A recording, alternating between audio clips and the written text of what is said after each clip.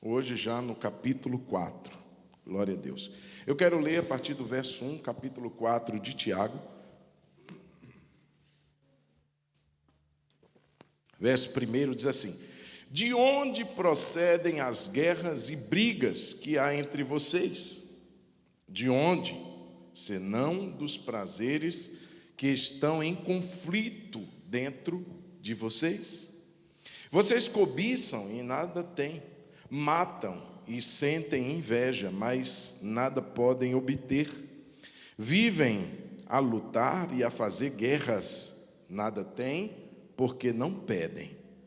Pedem e não recebem, porque pedem mal, para esbanjarem em seus prazeres. Gente infiel, em outras traduções, adúlteros e adúlteras. Vocês não sabem que a amizade do mundo é inimizade contra Deus? Aquele, pois, que quiser ser amigo do mundo, se torna inimigo de Deus. Ou vocês pensam que é em vão que a Escritura diz: é com ciúme que por nós anseia o Espírito que Ele fez habitar em nós. Mas Ele nos dá cada vez mais graça. Por isso diz: Deus resiste aos soberbos, mas dá graça aos humildes. Portanto, sujeitem-se a Deus, mas resistam ao diabo, e ele fugirá de vocês. Cheguem perto de Deus, e ele chegará a vocês, ou se chegará a vocês. Limpem as mãos, pecadores, e vocês...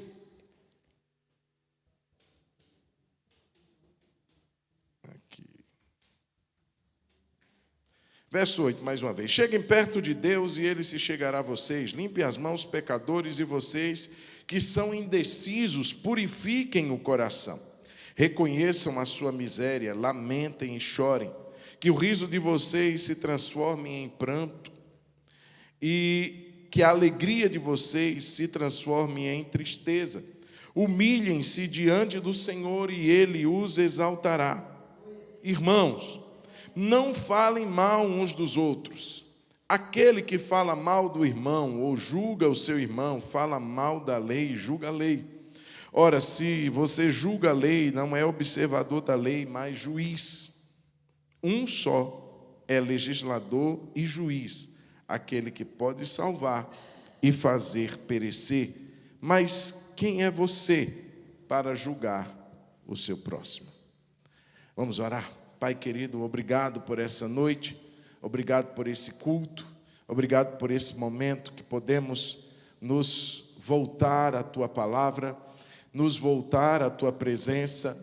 Obrigado, Jesus, pela fé que podemos alimentar nessa noite, nesse ambiente, junto com os nossos irmãos.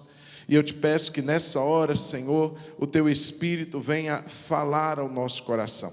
Abre os olhos do nosso entendimento, e que a sua palavra seja como lâmpada, a tua palavra seja como pão, a tua palavra seja como espada, meu Deus, seja como martelo que quebra, que esmiuça a rocha. Fala conosco nessa noite segundo a nossa necessidade, é o que eu te peço em nome de Jesus, amém.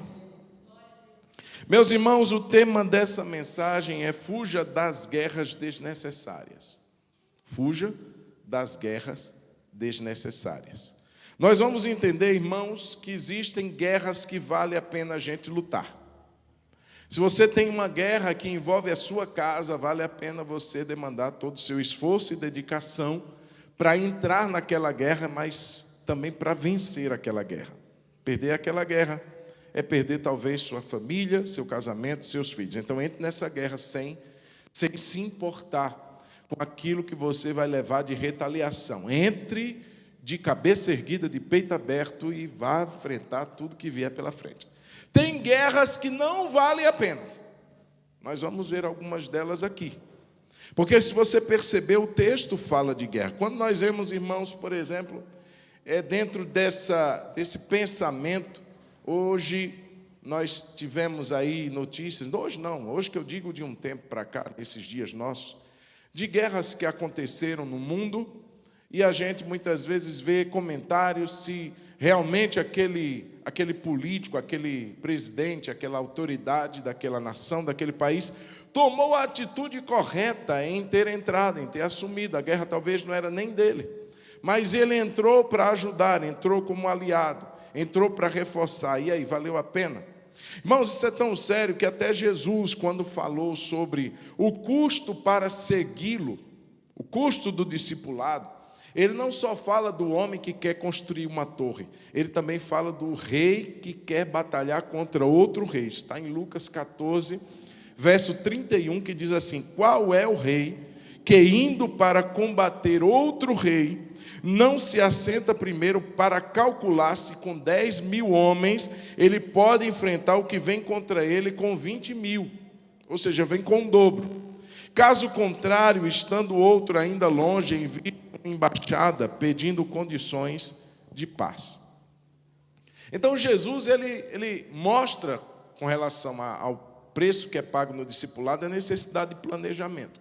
Então ele fala desse momento aqui do rei que tem que pensar se vale a pena guerrear ou não, porque o seu exército só tem 10.000 e o do seu outro oponente tem 20.000. Então eu tenho que entrar nessa guerra? Vai me custar o quê? Vai ter perdas ou não? Então, se valer a pena, vamos entrar. Se não vale a pena, vamos ficar quietinho no nosso lugar e deixar que isso se resolva de outra maneira. Irmãos, eu fico pensando que Tiago, quando fala esse capítulo aqui, ele não está falando a não crentes. Ele está falando a homens e mulheres de Deus. Ele está falando para irmãos. E ele fala, irmãos, a primeiro momento, parece que o pessoal lá estava assim, meio que deixando alguns princípios da cristandade. E ele vai falar aqui de 3 guerras que eram reais no contexto desses irmãos. 3 guerras que, na verdade, eles nem deveriam ter entrado.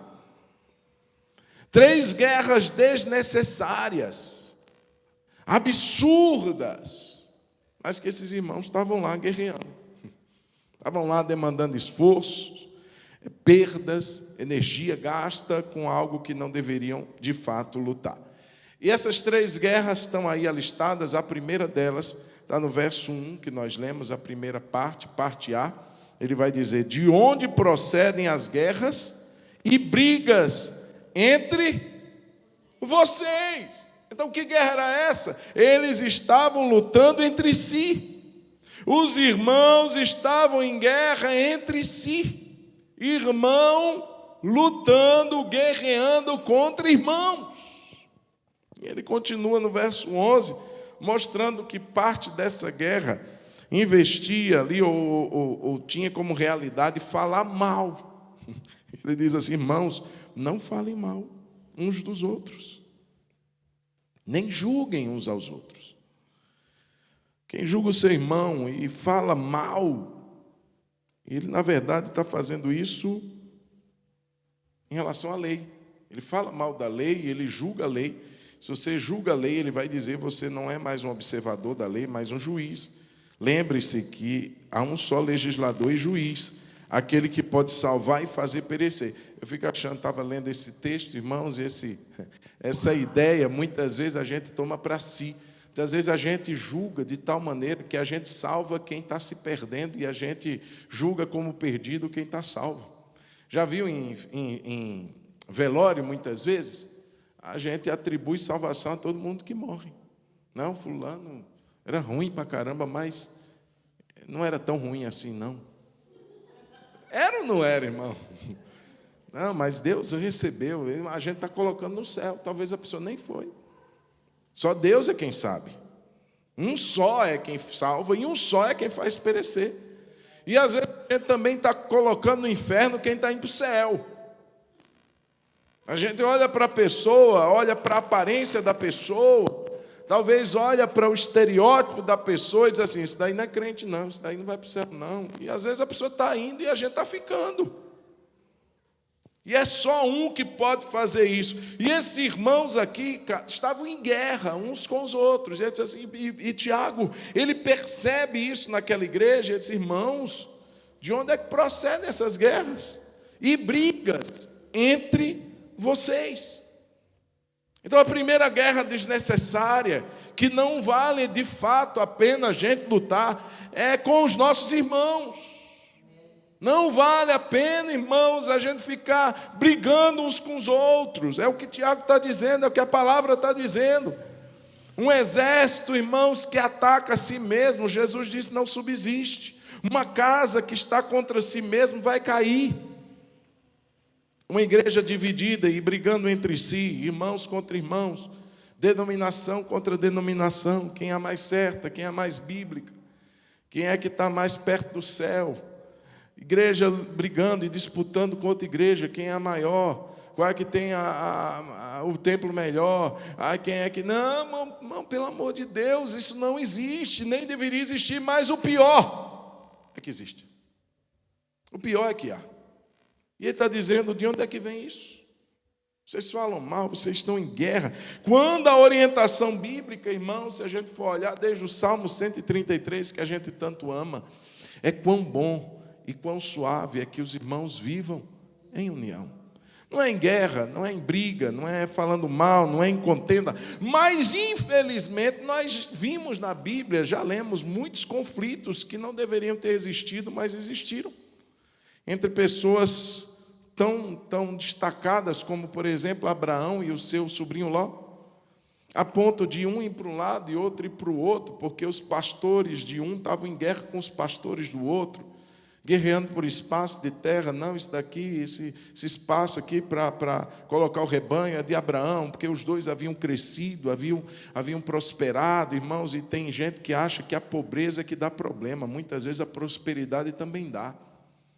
E eles estavam em guerra, e aí chegaram ao momento de dizer assim, gente, não é bom, a gente é parente chegado, não é bom, a gente é irmão, a gente é próximo, a gente é família, pelo amor de Deus, vamos parar de guerra? Escolhe o lado que você quer, e eu vou para o outro lado.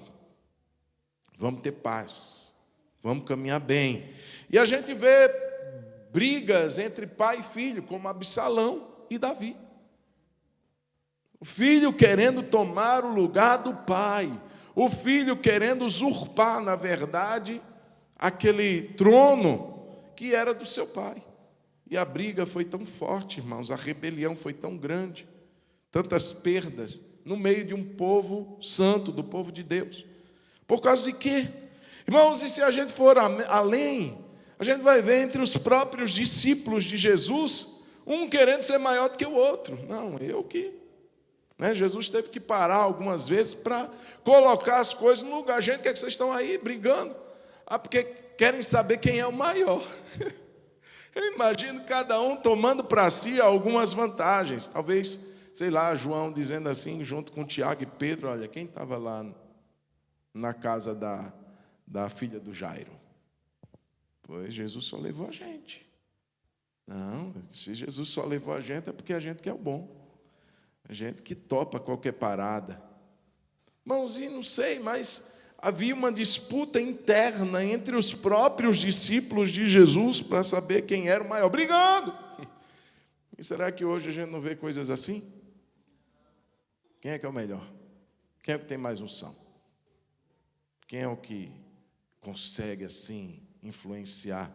E a gente vai, irmãos, tomando o caminho inverso ao que deveria ser o caminho da igreja. As igrejas, irmãos, a gente para olhar, ler as cartas que Paulo escreve às igrejas, a gente vai ver conflitos, em Filipenses. Lembra das duas irmãs, a Evode e a Sintique, que estavam brigando, e Paulo disse assim, meu companheiro de julgo, ajuda essas irmãs, crentes, trabalhando comigo no evangelho, mas estão brigando igual menina, igual criança. Vai lá, ajuda elas, para que elas pensem concordemente, para que elas tenham um só pensamento e parem de brigar. Vai lá, auxilia. Irmãos, tem um texto em Gálatas que parece que a gente está lendo isso para um grupo de pessoas assim, bem da pesada. Olha o que ele diz em Gálatas 5,15. Coloca aí, por favor, Lelê.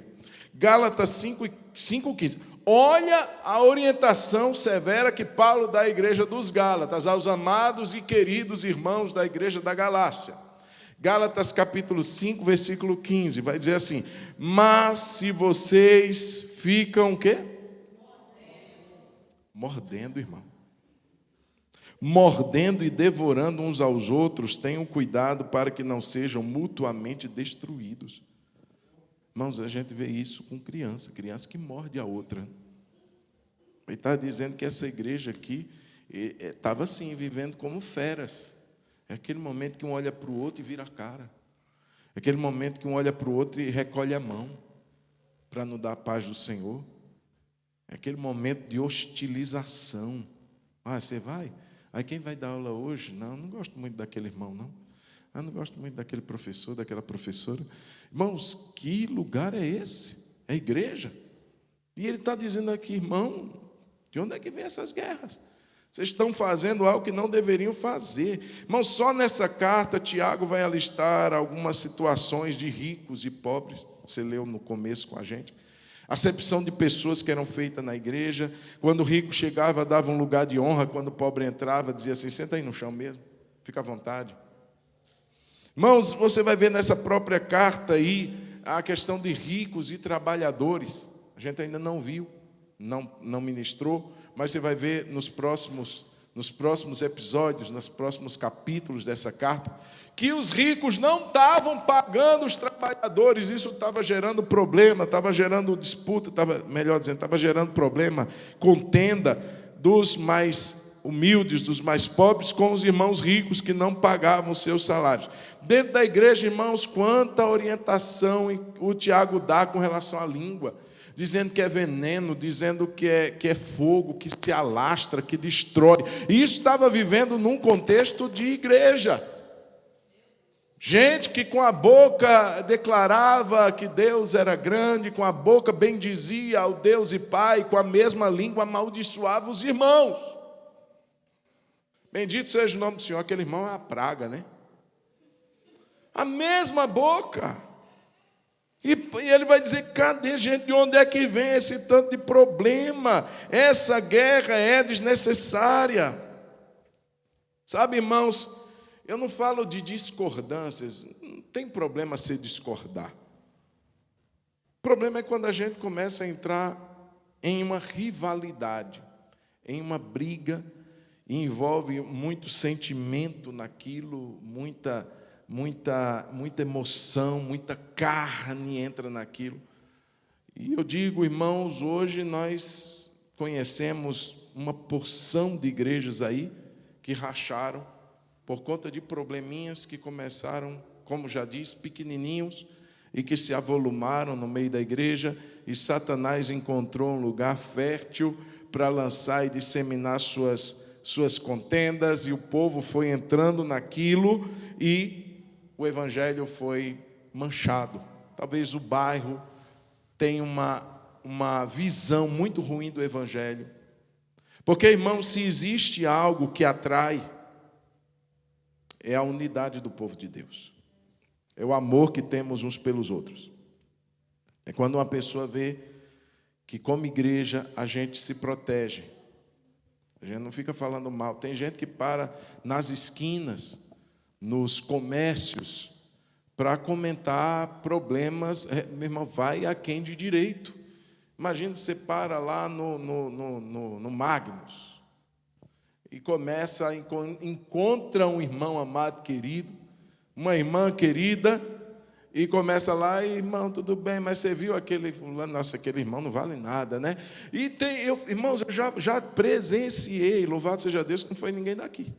Mas eu já presenciei, já estive em lugares públicos, assim, comércios e etc., que tinha crentes ali falando mal da própria igreja. Se eu fosse um não crente que estivesse lá perto, eu nunca iria naquela igreja. Deu para entender? A gente mancha, a gente macula o evangelho por conta desse tipo de atitude. Jesus falou que há um balizador, algo que atrai a igreja. João 17, 21, ele diz assim, a fim de que todos sejam um.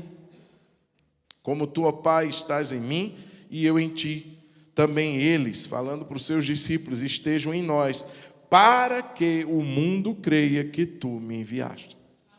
Ou seja, o mundo vai crer que o Senhor me enviou, não é quando se levantar um Billy Graham da vida só e começar a pregar, não.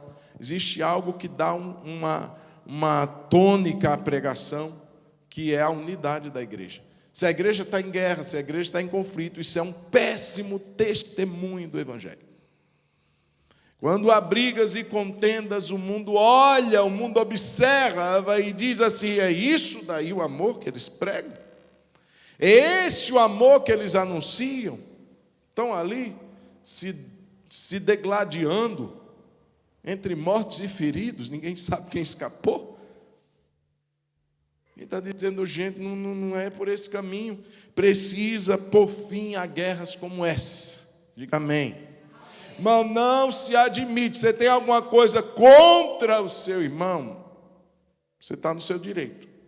Agora saiba com quem você vai tratar esse assunto. Adianta você colocar aí no Face, no Instagram, publicamente, e começar aquela pendenga nas redes. O Evangelho está sendo manchado. O Evangelho está sendo maculado. Quem está do lado de fora está olhando os crentes. Olha os crentes, tudo brigando. Parece uma arena. Não convém entrar nesse tipo de guerra. Guerra contra irmãos é uma guerra desnecessária. Diga comigo: guerra contra irmãos é uma guerra desnecessária. Mas também ele vai falar de uma outra guerra, que é uma guerra conosco. A gente luta com a gente mesmo. Ele vai ainda responder no próprio versículo 1. Ele não faz uma pergunta? De onde procedem as guerras que há no meio de vós? Aí ele responde, parte B. De onde, senão dos prazeres que estão em conflito? Outras traduções diz que militam. Militar é guerrear. Dos prazeres que guerreiam, outras traduções. E ele diz aqui na minha, dos prazeres que estão em conflito, que estão em guerra, mas eles estão em guerra dentro de vocês. Tiago faz como que uma ultrassom, uma sondagem, e ele percebe nos irmãos da igreja que conflitos estranhos, conflitos que não deveriam estar ali no coração dos irmãos, estavam guerreando. Por quê? Essa guerra, irmãos, era porque era uma igreja. Então, irmãos que tinham o Espírito Santo, mas que abrigavam outros tipos de sentimento. É a carne guerreando contra o Espírito e o Espírito contra a carne. O fato é que esses irmãos deixaram a carne vencer. O fato é que esses irmãos perderam no conflito, no que diz respeito à sua vida de fé. Os sentimentos estavam em guerra dentro deles. Aí, verso 2, vocês cobiçam e nada têm. Eles estavam abrigando o que é que dentro deles? Cobiça. Vocês cobiçam e nada têm. Matam e sentem inveja. A galera lá era uma galera muito peculiar. Estava invejando. Gente, olha lá, igreja. Possível a gente viver isso? Possível você e eu vivemos isso? Sim. Mas a gente não pode ceder a essa guerra. A guerra não é contra se for contra estes tipos de sentimento, vale a pena. Mas se for abrigá-los e por causa deles entrarmos nos conflitos e nas guerras, estamos errados. É uma guerra que acontece dentro de nós. E a gente está deixando que isso tome espaço. Vocês matam e sentem inveja.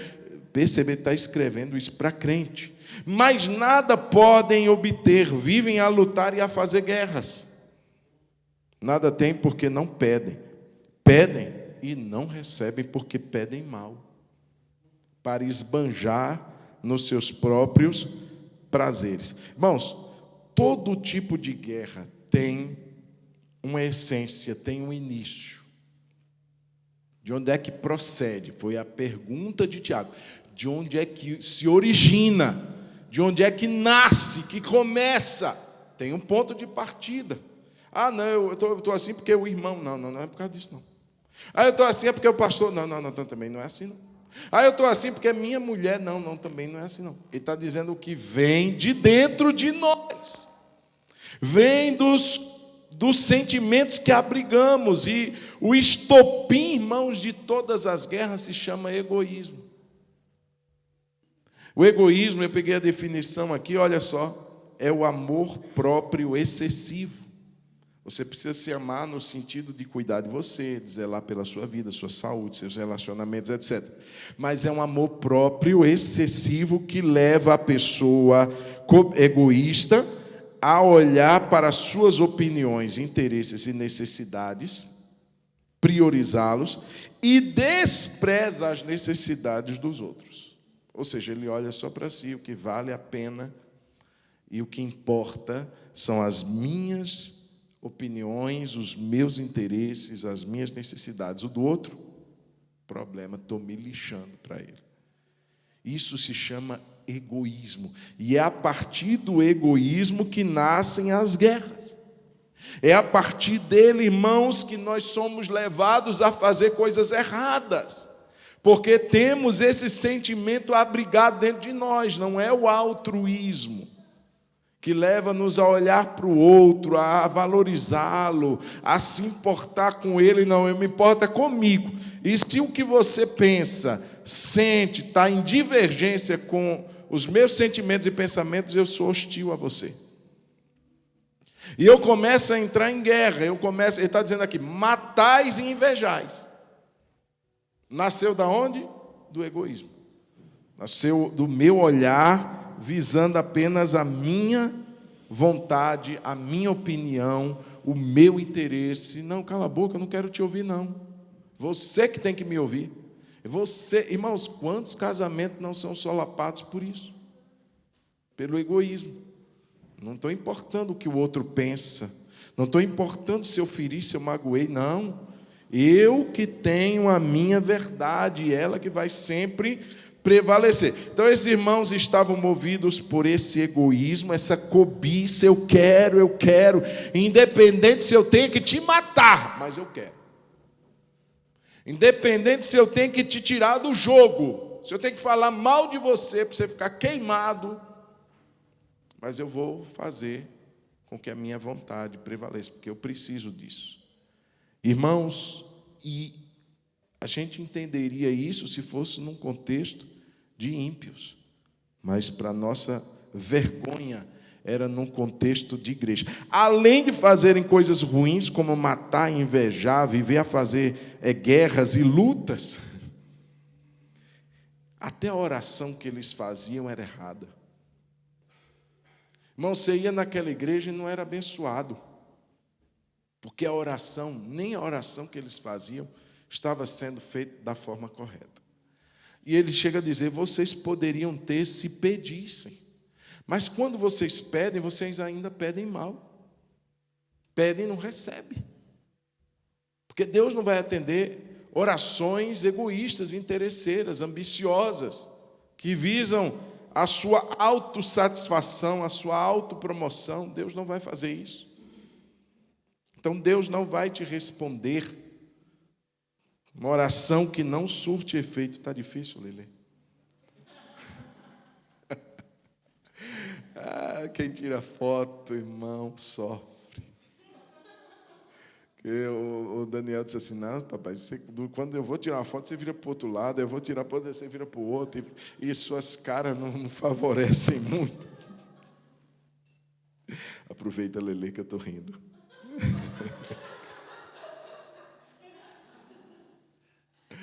Eita, gente, obrigado. Esse pessoal da mídia é show demais. Deus abençoe. Vamos aplaudir a vida deles, irmãos. Eles sofrem pra caramba. Então, queridos, olha só. O egoísmo fazia esses irmãos matar, sentir inveja, cobiçar e orar de forma errada. E isso tudo, queridos, era originado dentro deles. Então eles lutavam, eles faziam guerras contra os irmãos, mas eles também brigavam dentro de si e não conseguiam vencer. A carne estava dominando, a carne estava prevalecendo.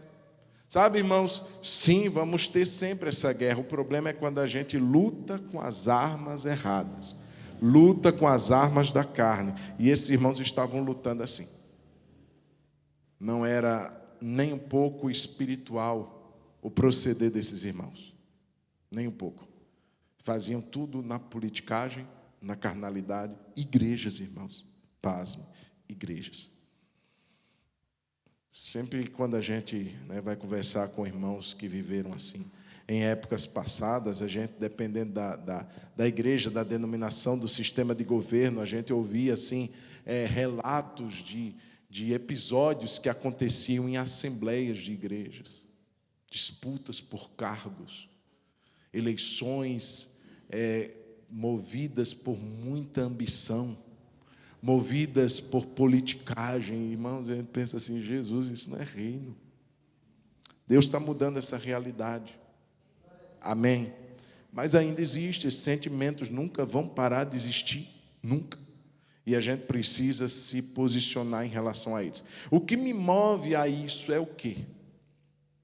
O que me leva a querer assumir alguma coisa, fazer alguma coisa, sempre, sempre, sempre, sempre, irmãos, nós precisamos nos avaliar para que os sentimentos não nos traiam, para que não sejamos carnais, levados por cobiça, por egoísmo, por inveja, por orgulho. Irmãos, nós precisamos sempre nos avaliar. Então, quanto às nossas orações, eu pergunto, quantas de fato expressam a vontade de Deus? Quantas de fato revelam que o que nós mais queremos não é a minha vontade, mas é a vontade de Deus? E quando eu cedo sim à vontade de Deus, eu tenho certeza que eu não vou ter que lutar contra ninguém. Eu não vou ter que guerrear contra ninguém. Eu não vou ter que sentir inveja de ninguém. Eu posso reconhecer o outro, eu posso reconhecer o que a pessoa tem para dar e me alegrar com aquilo. Eu posso me alegrar com o crescimento daquele irmão. Eu posso me alegrar com as vitórias que ele tem. E esse é o processo que Deus tem mostrado a nós através dessa palavra. Não vale a pena alguns tipos de guerra. E a última guerra que eu quero falar, e essa é a mais perigosa de todas elas, é a guerra com Deus. Não é do Jacó no Vale do Jaboque, não, irmãos, que aquela luta foi bênção. É uma guerra contra Deus. E ele vai dizer aqui no verso 4, gente infiel. Em algumas versões ele diz assim, adúlteros e adúlteras. Aí a gente entende por quê. Porque o relacionamento da igreja com Deus não é um relacionamento cliente e consumidor e fornecedor. Não é um relacionamento, irmãos, não, é relacionamento de aliança. E ele diz que essa guerra leva a igreja na qual ele escreve ao adultério. Gente infiel, vocês não sabem que a amizade com o mundo, ou do mundo, é inimizade contra Deus. De maneira que aquele que quiser ser amigo do mundo se torna inimigo de Deus. Então, alguém que está lutando contra Deus. Aquela passagem de Romanos que diz assim, se Deus é por nós, quem será contra nós? Se a gente inverter da BO, se Deus é contra nós, quem vai ser por nós? Irmãos, e tem gente que faz guerra. Verso 5. Ou vocês pensam que é em vão que a Escritura diz, é com ciúme que por nós anseia o Espírito que Ele fez habitar em nós? Mas Ele nos dá cada vez mais graça, por isso diz, Deus resiste aos soberbos, mas dá graça aos humildes. Portanto, sujeitem-se a Deus, mas resistam ao diabo e ele fugirá de vocês. Cheguem perto de Deus e Ele se chegará a vocês. Limpem as mãos, pecadores, e vocês que são indecisos, purifiquem o coração, reconheçam a sua miséria, lamentem e chorem, que o riso de vocês se transforme em pranto e que a alegria de vocês se transforme em tristeza. Humilhem-se diante do Senhor e Ele os exaltará. A pergunta, irmãos, é como que um cristão declara guerra contra Deus? Está doido? Como que um cristão faz isso de sã consciência? Talvez não de sã consciência, irmãos. Mas quando ele se alia, e é o que Tiago mostra aqui, quando ele se alia aos inimigos de Deus, ele se torna inimigo de Deus. Veja, são os inimigos de Deus. Se eu vou para o lado deles, eu estou tomando partido naquela luta. Eu não estou do lado de Deus. Eu estou do lado dos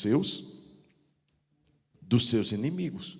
E quais são esses inimigos que o texto mostra aqui, irmãos, que o povo estava se aliando a eles? O primeiro inimigo está no verso 4, o mundo. Ele vai dizer, você não sabe que quem quiser ser amigo do mundo se torna inimigo de Deus? Ou seja, ô crente, se você passou para o lado de lá, automaticamente você se constituiu inimigo de Deus. Você está numa guerra que você não deveria entrar nela. Você está numa guerra que você vai se dar mal. Você se aliançou com o mundo. E o mundo que fala aqui é o mundo sistema, irmãos. É aquilo que João diz, não ameis o mundo, nem o que no mundo há. Não é o mundo cosmos que João 3,16 fala, que Deus amou o mundo criação, o mundo que Ele resgatou com o sangue de Jesus, o mundo pessoas. Não, irmãos, Ele está falando desse sistema corrompido que Ele diz assim, é concupiscência dos olhos, é concupiscência da carne, é soberba da vida. Isso não procede de Deus. Abraão, ele foi amigo de Deus, e Ló foi amigo do mundo. Abraão foi alguém que andou com Deus e que quis obedecer e fazer a vontade de Deus, ao passo que seu sobrinho, ele amou o quê? As planícies. E ele foi para onde? Em Sodoma, em Gomorra. Ele amou a aparência do mundo, ele amou as vantagens do mundo, ele amou a prosperidade do mundo, e ele quis ficar naquele ambiente. Irmãos, nós precisamos entender que esse mundo, ele conspira contra Deus, ele debocha da palavra de Deus, ele rivaliza e hostiliza tudo que é de Deus, a ponto de Tessalonicenses nos mostrar que o anticristo, ele se opõe a tudo que se chama Deus, ou é objeto de culto. Ou seja, no sistema do anticristo não há espaço para devoção, não há espaço para virtudes cristãs, amor, paz. Tudo o que ele coloca são fakes, falsa paz, falsa segurança, falso amor. Esse é o mundo, é o sistema dominado por Satanás. É o príncipe deste mundo. Quem colocou esse nome Satanás foi Jesus.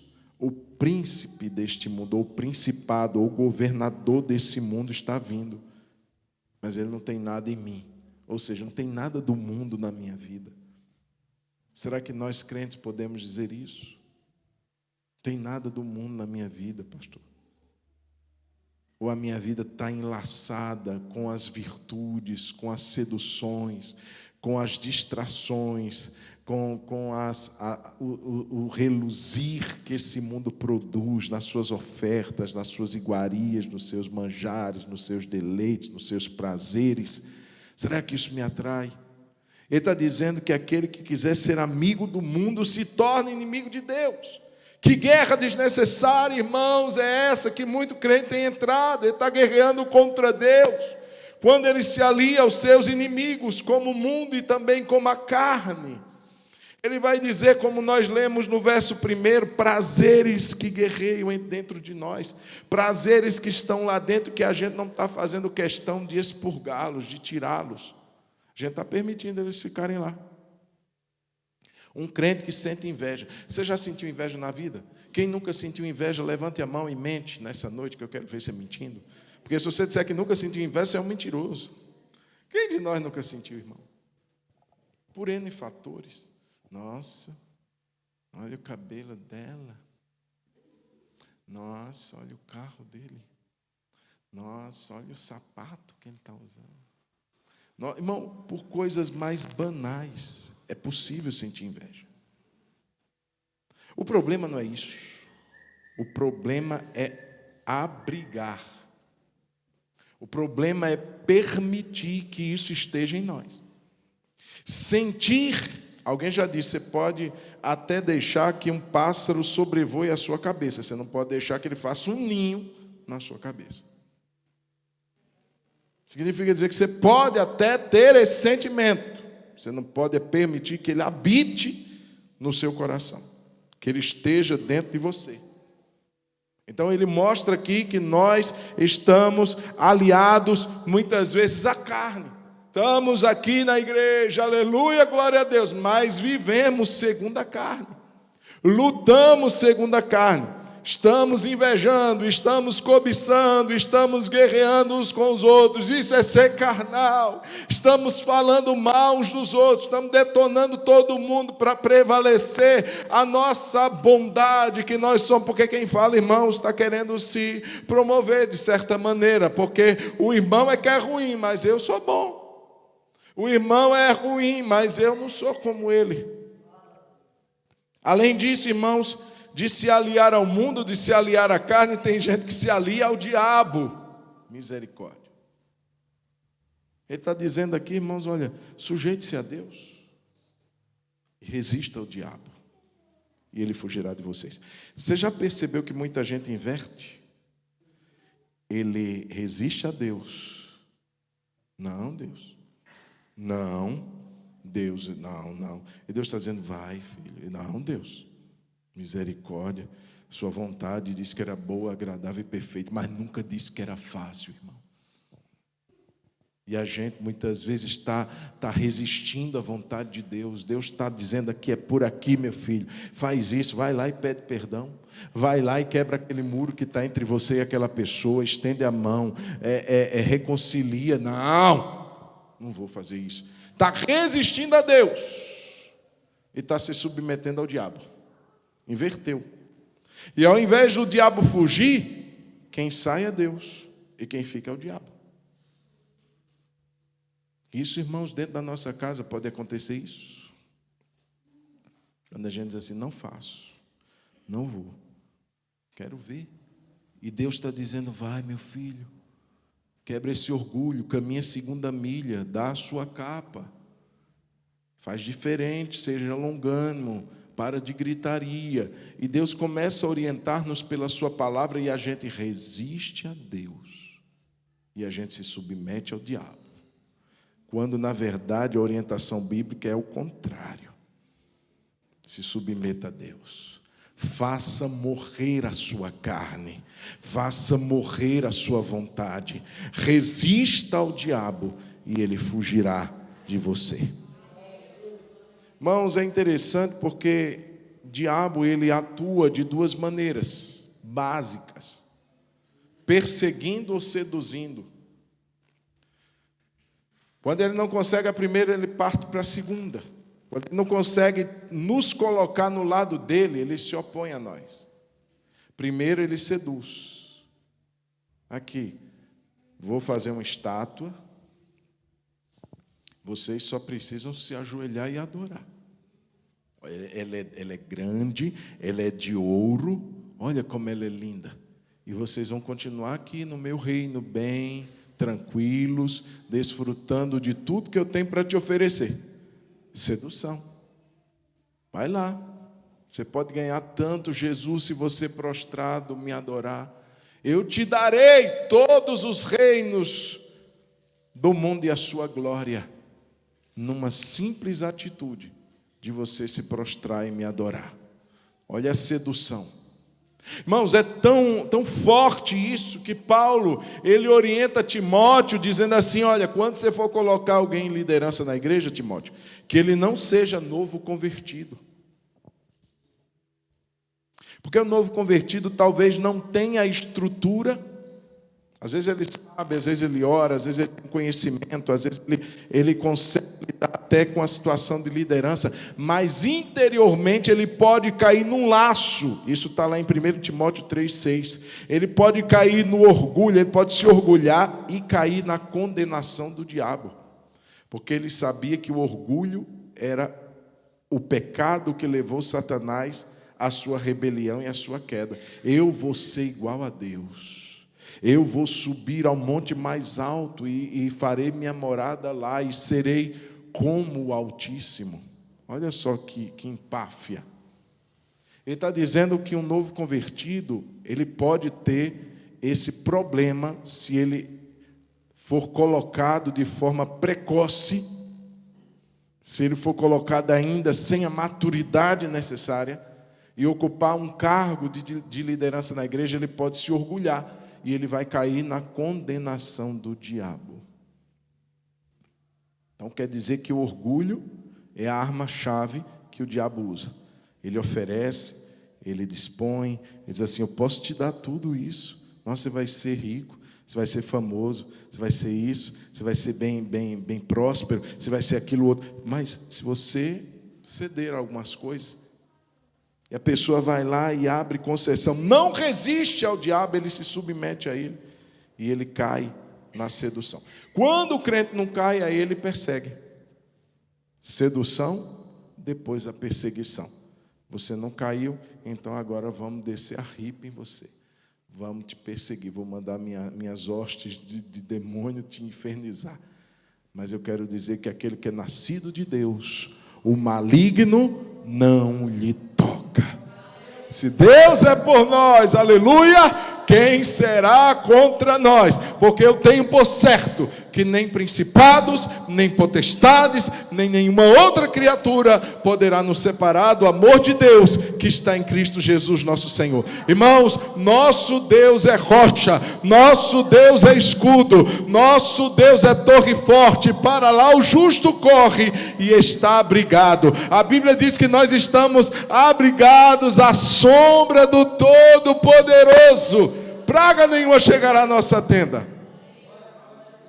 Então não tem o que temer, irmãos. O inimigo é para ser resistido e não temido.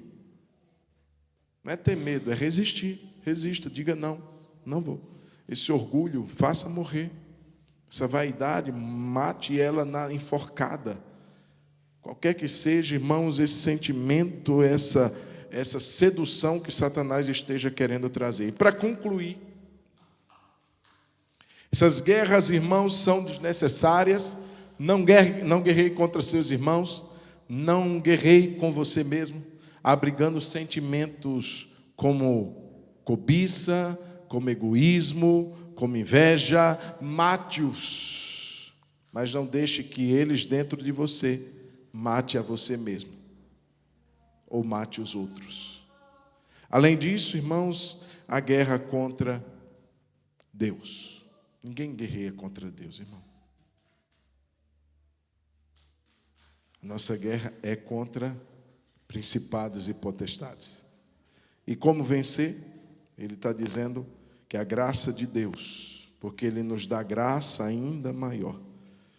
Só que essa graça pede de nós algumas atitudes. Primeira dela, no verso 7, nós lemos: submetei-vos a Deus. Seja submissa ao Senhor.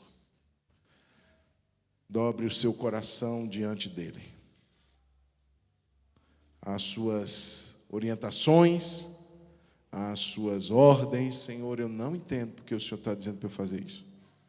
E eu nem queria, porque isso machuca o meu brio, o meu orgulho. Ter que admitir que eu não estou certo, mas eu vou submeter à sua vontade. Resista ao diabo. Resista, ofereça resistência. Não vou, não faço, não cedo. Não vou por esse caminho. Manter-se perto de Deus, diz o verso 8, chegai-vos a Deus. Precisamos orar mais, precisamos buscar mais o Senhor.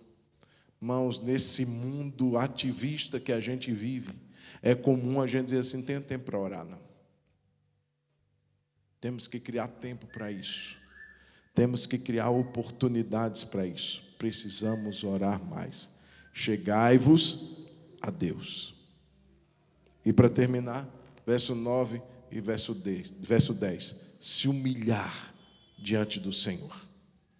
Se humilhar, irmãos, ele está dizendo: sinta suas misérias, lamente, chore por você, chore dizendo: Deus, me ajuda. Não se camufle, não se maquie, não se esconda de quem você é.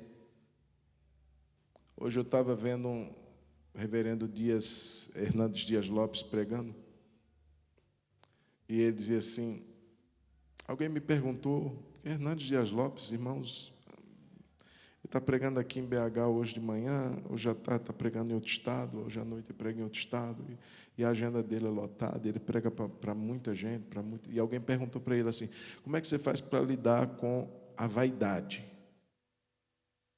Ele disse, de duas maneiras. Primeiro, reconhecendo quem é Deus. Deus não está olhando aqui para mim e dizendo assim, eu preciso de você. Não. Ele é o Senhor. Ele é o Todo-Poderoso. E tudo que eu preciso vem dele. Então não tem nada em mim mesmo. E a segunda coisa é olhando para mim. E vendo que eu sou um pecador. E vendo minhas mazelas, minhas limitações. E é exatamente o que Tiago vai dizer aqui. Sinta as suas misérias. Chore por elas. Deus, eu errei de novo, Deus. Deus, como eu sou duro de coração, Deus. Deus, irmãos, está dizendo para a gente ser realista quanto à nossa condição. Chore, chore e humilhe-se diante do Senhor. Quando a gente faz isso, Ele nos exaltará. Amém. Quando a gente se quebra, Ele nos levanta. Ele nos reconstrói. Eu quero te convidar a ficar de pé. Vamos orar nesse momento. Evite guerras desnecessárias. Corra delas. Corra. Pastor, mas eu estou com vontade de chamar uma pessoa e falar umas poucas e boas. Eu estou com vontade. Irmão, calma, vai orar primeiro. Já orou? Já orou por essa pessoa tamba, chata, que você está assim, engasgado, engasgada? Ore por ela. Vamos fazer isso agora? Vamos fazer isso, sim ou não? Às vezes é na sua família. Às vezes você diz assim, ó, tem uma pessoa na minha casa que o negócio está... Estou doido para encontrar essa pessoa.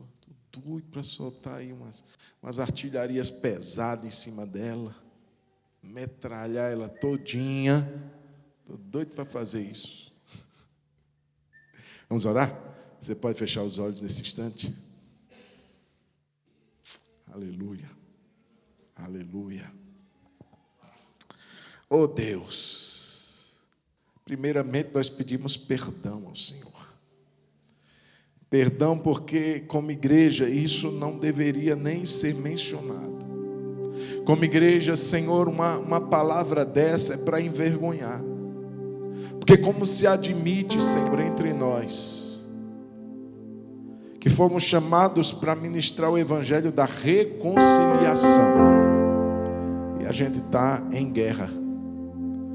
E a gente está em luta uns com os outros, falando mal, fofocando, com maledicência, julgando, mandando pessoas para o inferno, sabendo que só há um que pode salvar e que pode condenar.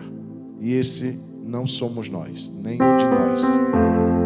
Por isso nós oramos agora, Pai, pedindo perdão, como igreja do Senhor, pelas vezes que temos, ó Deus, gasto tanta energia lutando entre nós, quando na verdade o nosso inimigo está se satisfazendo, está se deleitando com a nossa guerra interna. Perdoa, Senhor. Perdoa porque temos orado pouco por aqueles que nos perseguem. Temos orado pouco por aqueles irmãos, aquelas pessoas da nossa casa, que muitas vezes deveriam ver uma atitude diferente em nós, mas nos veem armados e prontos para matar se for necessário. Matais e invejais. Senhor, perdão. Deus, a orientação sempre é essa: sejam um. Perdoem-se mutuamente, sejam longânimos, compassivos. Perdoai-vos uns aos outros, assim como Deus em Cristo vos perdoou. Deus, em nome de Jesus, e eu sei que Cada um desses princípios, quando aplicados, é uma submissão que oferecemos ao Senhor. É quando resistimos o diabo e a nossa própria carne, que nos instiga a ir lá e falar desaforos, e machucar e ferir o irmão, ferir aquela pessoa da nossa família. Deus nos perdoe. Nós lamentamos as nossas misérias. Lamentamos, Senhor, abrigar sentimentos assim dentro de nós. E pedimos que o Senhor nos dê graça para que eles sejam arrancados, crucificados junto com Cristo, levados à morte. Esses sentimentos, eles sejam mortificados dentro de nós. Senhor, em nome de Jesus, ajuda Hebron, Senhor, ajuda Hebron a não termos guerras entre nós. Guarda-nos, Senhor, de espíritos de rivalidade, de contenda, de partidarismo. Senhor, livra-nos, Senhor, desse espírito de egoísmo que leva a fechar os ouvidos para o que o outro tem para dizer, porque isso não me importa. O que importa é o que eu falo, é o que eu penso, é como eu entendo, é como eu vou fazer. Guarda-nos disso, Senhor. Livra-nos desse espírito maligno, da cobiça, da inveja, do orgulho. Satanás, ele seja resistido. Que a igreja venha de fato a se posicionar em resistência a Satanás. Porque a tua palavra garante, ele fugirá de vocês. Ele fugirá. Mas a nossa atitude é essa: chegue-se a Deus, se achegue a Deus, se achegue a Deus. E se achegue a Deus, e Ele vai se achegar a vocês. Quando nos aproximamos, quando damos um passo em direção a Deus, Ele dá outros tantos em direção a nós. Se achegue a Deus, se humilhe diante do Senhor, e Ele vai te exaltar. Senhor, reconhecemos, muitas vezes andamos tão longe, Senhor, mas queremos nessa noite, Jesus, pedir que o Senhor volte o nosso coração para Ti, porque até para orar a gente precisa de ajuda, até para orar a gente precisa do auxílio do Senhor. Não sabemos nem orar como convém, precisamos do Teu Espírito que interceda por nós, com gemidos inexprimíveis, que nos auxilia a orar de forma correta. Às vezes oramos e não recebemos, pedimos e não recebemos, que pedimos mal, pedimos movido por sentimentos errados, não oramos a Sua vontade, não oramos segundo o Teu coração. Perdão, Senhor, perdão. Deus, nesta noite nós, ó Deus, nos humilhamos diante do Senhor, pedimos Seu perdão e Sua misericórdia. Sabemos que somos pecadores, Senhor, mas sabemos que o sangue de Jesus, Ele tem poder. O sangue de Jesus, Ele nos ergue, Ele nos limpa, Ele nos purifica. Aleluia. Louvado seja o nome do Senhor. E nessa noite, Deus, nós pedimos perdão pelas guerras, que não deveríamos nem ter entrado nelas. Quebramos toda aliança com o mundo, com a carne e com o diabo, porque nós temos uma aliança com Deus vivo. Ele tem intenso ciúme por nós, o Espírito de Deus. Temos uma aliança com Ele, temos uma aliança com Ele. Somos a noiva do Cordeiro, somos a noiva de Jesus, e não vamos flertar com outros, porque temos um noivo, e nosso coração se devota apenas a Ti, Senhor, apenas ao Senhor. Louvado e engrandecido seja o Teu nome, bendito seja o nome do Senhor. Aleluia, aleluia, aleluia. Amém, irmãos? Vamos aplaudir o nosso Jesus lindo e maravilhoso. Aleluia. Aleluia. Eu te encorajo a continuar vindo nas quintas-feiras. Deus tem falado conosco, Deus tem nos abençoado tanto. Amém? Eu sei que muitos que estão aqui hoje estão porque é feriado, irmão. Deu para estar aqui, mas no dia a dia não conseguem. Até gostariam, né? Mas não conseguem porque trabalham longe, não dá tempo de chegar a tempo, estudam e etc. Mas dando para vir, não deixe de participar. Amém, amados? Em nome de Jesus, vamos agradecer a Deus por essa noite. Vem orar, pastora. Vem agradecer a Deus por essa noite, em nome de Jesus. Aleluia. Coloque a mão sobre o seu coração. Paizinho, muito obrigada, Senhor, pela tua palavra. Senhor, ela é suficiente para nós. E nós queremos não apenas sermos ouvintes esquecidos, mas nós queremos ouvir e obedecer. Ajuda-nos, Senhor, a sermos praticantes dessa palavra que é vida para nós, dessa palavra que é lâmpada, dessa palavra que é luz, dessa palavra que é instrução, dessa palavra que é alimento para as nossas vidas. Senhor, nessa noite nós somos agradecidos pelo privilégio que temos de orar ao Senhor, de adorar ao Senhor, de ouvir a Tua voz. Obrigada, Senhor, por estarmos aqui como igreja, como família de Deus. Louvamos ao Senhor porque Tua é, Senhor, a glória, a honra e o louvor. E a Ti, Senhor, nós devolvemos a nossa gratidão. Leva-nos em paz aos nossos lares. Dá-nos uma noite de descanso. Aqueles que não têm conseguido descansar, Senhor, eu oro nessa noite para que o sono seja um sono reparador. Repreendo todo espírito de inquietação, de insônia.